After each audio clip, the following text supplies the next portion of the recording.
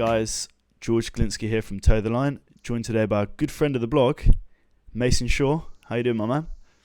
I'm all good, George. How's it going? Yeah, very good, my friend. Obviously, last time out we saw you, BKB 20 against Ash Griffiths. The first finish in BKB. Great news for confidence and a very good performance after experiencing quite a lot of adversity in the Anthony Holmes fight, in fairness. But I understand you've had a bit of a knack of finishes in your unlicensed days, so it's nothing new to you. Yeah, really. I'm used to putting people away a lot of the time with the unlicensed as well. It's not massively, it's not like ridiculous numbers, but I know the power's there. It's just getting everything to go smoothly and putting it all together, really. 100%. And was that a performance you're particularly impressed by? Were you happy with what you did? I was happy with the performance. Obviously, I'd have liked a bit more of a test, but I'm pretty sure he was a late fill-in as well. I think Ash Griffiths was from someone else. I got a feeling he was. So he was, yeah. I can't remember who it was meant to be before that, but it's one of those. It is what it is. You just got to fight the person in front of you, I guess. I'm trying to think myself. He is naturally a smaller man. I believe he's fighting Chaz Simons on the same card as you, BKB 22. Yeah. I think, could be wrong, but I think that's 80 kilograms. I got a feeling he did say he wanted to cut right down that. So. Yeah, but as I say, you made pretty quick work of him. But hopefully a bigger test for you against Matthew Hodgson at BKB 22. Yeah, I hope so. I think it will be really. I think Matt is a decent fighter. He's a fairly experienced bare knuckle, even outside of BKB TM. So, yeah, it'll be decent. I feel like he was a little bit unlucky with Olsen. I felt like he was winning that, really. He was ahead before the cut happened and the referee had to stop it. So, I felt like he was just getting going. So, it was, it's hard to make out what exactly he's going to be like, but I think he'll be raring to go and it'll be a good fight. Yeah. And do you know Matthew at all? Do you know him personally? Have you ever met him? Not personally. We said hello before the Olsen fight at the last show. Obviously, I know he trains at AVT out of Danny Mitchell's place. Obviously, good friends with Rico as well. Get along quite well with those guys. I share change rooms and that with those guys. Very experienced team, very good team. I imagine they'll put some sort of game plan together and, it'll be good. It'll be decent. Oh, so a very exciting fight, one I look forward to quite a lot, actually. But as I say, we had a conversation the other day about the top 10 hardest hitters, and I was very interested to hear your input on that. Obviously, it was very statistical, very, trying to take away the sort of subjective analysis and so on. But what was very interesting about our conversation is obviously you're a big training partner of Rob Boardman's, and you told me just how hard that man hits. Where would you sort of put him amongst the hardest hitters?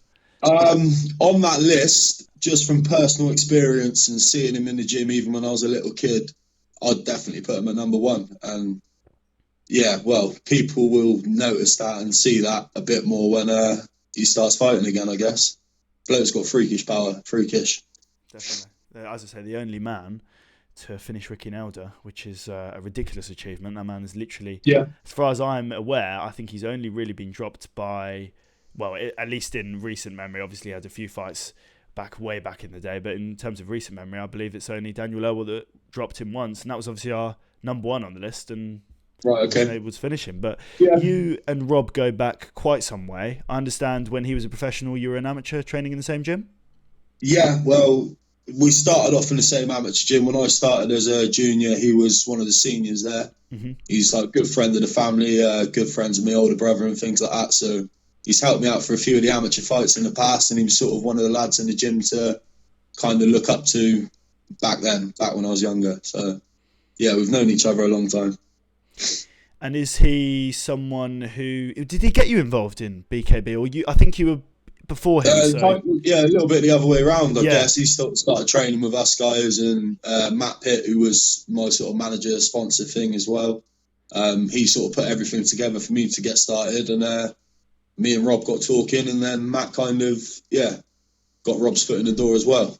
I was thinking because, of course, you were in quite a few shows before him. I think his debut was at BKB 15. I could be wrong, but as I say, sounds about right. That sounds about right. Yeah. I think it was Greg Main. I think. It was. Yeah, it was. It was. Yeah. So that was. I was a few shows after you. But who else have you sparred with in BKB? I've seen you spar down at Kennelly's and so on. Daniel Lurwell, we've done quite a lot of rounds together. Obviously, Mickey Parker as well. We've done quite a lot.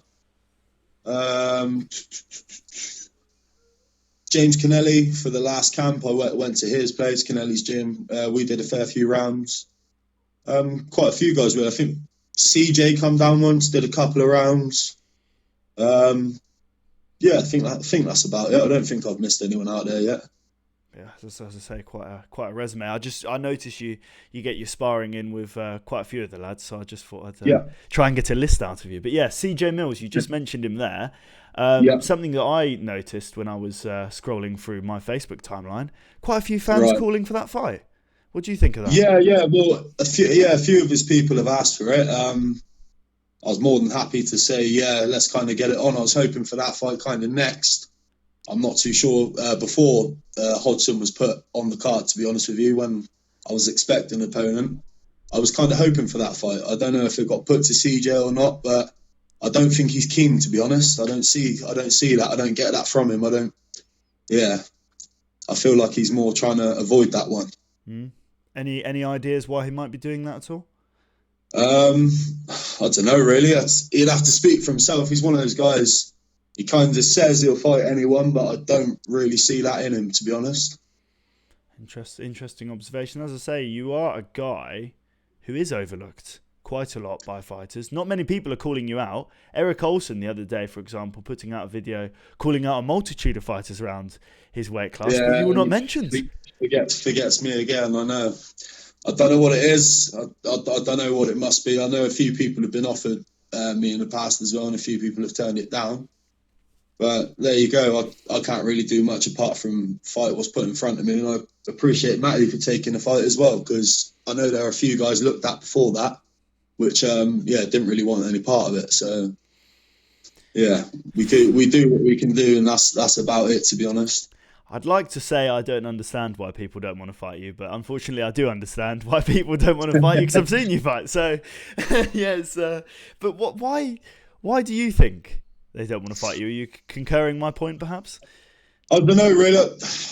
I'm not too sure. I think I'm a hard night's work for anyone. I'm not just gonna get hit, lie down. I can box. I can bang a bit. I can get nasty when needed, and I can be awkward for people. But I don't know. Like I said, the record's quite deceiving as well. 6 fights, 3 wins, 2 losses, and a draw.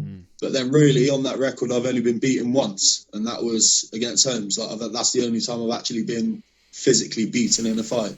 Obviously, the Thompson one, I was up on the cards and the referee pulled me out of that fight due to a cut. And the Draper draw, which, shouldn't have really been a draw, but there you go. So, technically, if you want to look at it that way, then, I've only been actually beat once. And, it wasn't exactly the best me on that night either. So that might be partly the reason, I don't know. But yeah, I mean, I think people do forget sometimes, coming from boxing backgrounds particularly, the sort of journeyman system, how much the zero means in boxing. That bare knuckle boxing is all about the best fighting the best, and I feel like that is probably impacted perhaps your fights. I can't speak for everyone that's rejected you. I don't actually know who's rejected you, but that is, I'm aware that no one seems to want to fight you for some strange reason. So, but there you go. No, that's the thing with Eric as well. It was a little bit of a kick in the teeth. I like Eric, don't get me wrong. But it's just all the defeat 4 Englishmen in a row, all this kind of bollocks that I kind of wanted to put a stop to. Yeah. And I believed I would have done. Obviously, he's got to fight Holmes now. I guess you could say that's a bigger fight than fighting me after Holmes beating me, so I respect that. Maybe in the future we'll get it on, but really thinking about Eric, I can't see it, to be honest. Like you said, after mentioning everyone under the sun, even people out of his fucking weight category. Like Parker's a category or 2 above, and then I think he mentioned Lurwell, who's a category below. I'm sat at exactly the same weight, ready to go, and nothing. No, so and then the same, like I said with CJ as well. I just don't get it. It's frustrating. I think me and him would be a good fight. But what can you do? Give the fans what they want, I guess. Like you said, his fans have dropped my name 2 or 3 times. I've seen it, and I've said yes every single time. Like, you know what I mean? Let's get it on. Even after I think it was the last fight, I said to him I'd like to fight him next, and you know, I guess things just happen and get put in place, and then people get forgotten about. But I'm not looking past Hodgson either, so I don't want people to think that. I respect him. I think he's going to be a good fight, and I hope he can bring out the best in me. But ideally, I'd like it to work that I get past Hodgson, potentially fight a Mills or an Olsen, and then look back to taking my soul back from Anthony Holmes, I guess, after what we said. So that's what I would like to happen anyway. Yeah. But, yeah, we'll see. Yeah, there's just there's a lot of great fights around that weight class. As I say, even Darren Hendry is a potential opponent. Yeah, that fight interests me as well. You know, he's a bit of a monster. I think I'll be a person who's not just going to walk through and put it on the front foot. He's a good lad. I like his style. He's obviously fit, tough bloke. He a bit nutty as well. I know he won't mind me saying that in a good way. But yeah, I think that'd be a cracking fight. Why not? Why not? Yeah, as I say, I would love to see you and Eric Olsen butt horns. That'd be a great fight. Obviously, I am a huge fan of Eric Olsen. I cannot say it enough. I like Eric myself. We get along. You know what I mean? He's a good guy. It's just it's just one of those. Yeah. If he didn't win his last 4 or whatever it was, then I probably wouldn't be looking at him the same way. But there was a couple of times I've done a couple of bets and I've had him down to lose, and he's lost me a bit of money as well. So he never loses me money because I always bet on Eric Olsen. He always seems to come through. But we wanted to talk a little bit about something which, again, isn't really discussed openly too much. But I have this discussion all the time with fighters. Obviously, I'm training in the amateurs. You come from an amateur background. But when we spoke earlier, we were talking a bit about your unlicensed background as well. So you might have a different sort of point to this. But there are a few things which boxers tend to disagree on in terms of technical boxing. So the technical boxing fans at home are going to love this. The purists are going to love these questions. But front to back foot distribution, what's your percentages like? Like, depends on the opponent. If I'm looking to go through someone and put pressure on someone, then land heavy shots, you are going to be a little bit more flat footed, a little bit heavier on the front foot going forward. If I'm looking to outbox someone, point score, work angles and things like that, you're going to distribute it a bit more even. And one of the two really. You sort of take your pick on when you fight, and you might even do both in a fight. You might even try box someone, move a little bit, it's not working, then think, fuck that, I'm going to get busy and just come at you. So were you taught as an amateur to do a 60-40, or did they? I can't really remember. It sounds about right. Yeah, your basic sort of stance, it would be a 60-40 distribution, using your back leg to push you forward, your front leg to move you back and things like that. So I guess that would be about right starting out, and then you kind of develop things off of that as you go through the years of training and things like that. Because that is the interesting point you make about versatility. Obviously, you have a great deal of versatility in your arsenal. I suppose then you're probably going to say a similar thing with the hooks. It's probably the most debated question with the hook. Sort of the thumb up, so a hook coming across like so, or the thumb down hook. Which one do you go for, or do you use both? For me, I'll use both. Like I said, depending if someone's in short and sharp, then it's more knuckles on top, sort of turning it over if you can. But for me, really, if you're not leaving yourself open and you're getting your hands back to your face quick enough and it doesn't look sloppy, then either. I don't see why either's an issue or why it really matters. You're just looking to land a shot, and either way, you look to land with your knuckles on top before anything else, so it shouldn't really make a difference. No doubt. And this is not so much boxing related, more specifically bare knuckle, but hand conditioning. Now, knuckle and hand conditioning, I talk to everyone about this, and again, it's either no, that doesn't exist, or yes, I do it all the time. What do you do with hand conditioning? I was doing a lot of pads with just wraps on and things like that throughout the starter camp and everything as well. But now I'm sort of, the more fights I've had, especially how my hands can be after certain fights, it's probably better to just look after them a bit more, to be completely honest. You know what I mean? I'd say a week and a half, 2 weeks before I know I'm fighting, I might put a lighter pair of gloves on or an MMA pair of gloves on, get used to the fingers and stuff a bit more. But really, yeah, you just want to look after your hands, man. I've still got aches and pains in my hands from like sparring sessions and stuff months ago. So yeah, you might as well just look after them.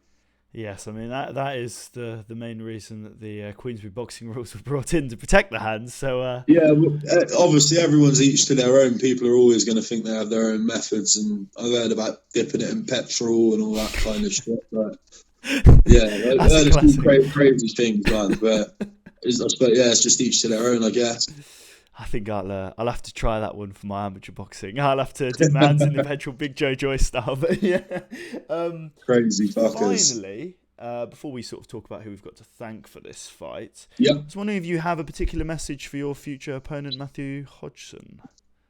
Not really. I hope obviously everything's going all right through lockdown. He can still be keeping busy. I think I've seen a few things of him staying active and stuff, so that's good. I just hope he brings a good fight, and I think he will, to be honest. He's going to be a little bit, not necessarily upset, but he's going to have a bit of a fire lit with the Olsen fight, and I think he could potentially bring the best out of me, and I might be able to bring the best out of him. So just looking forward to it. Wish him all the best in his camp, and yeah, hopefully all this blows over soon and we can put a good show on.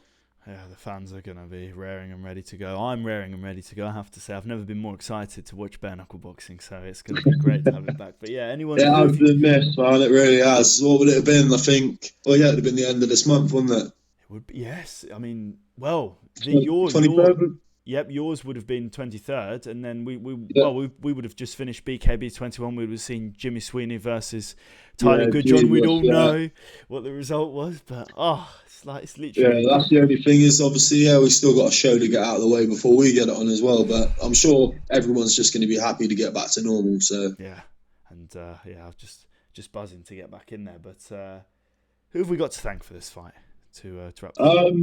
Well, all my people as normal. Matt Pitt, obviously been there from day one. Shout out to Matt Pitt. My team in Bridgewater, BMA, where I fight out of, Bridgewater Martial Arts, got Matt Boxall, Simon Lee, May Huxtable. It's guys that basically helped me out. It's been, I can't think how long I've been there now. I think it's only been about 8 months or so, 6 or 7 months maybe. And yeah, we've got on really well, and I'm looking forward to the future as well. So hopefully I'll have a lot more time to train in the near future. I've got a few things lined up which should put me in the gym a little bit longer and a bit more active, and I can focus on my boxing a bit more and training a bit more and potentially, improve even more. So it's exciting times, really. 100%. Well, Mason, it's been an absolute pleasure as per usual, and we'll speak again soon. Thank you very much, George, man. Take care. You,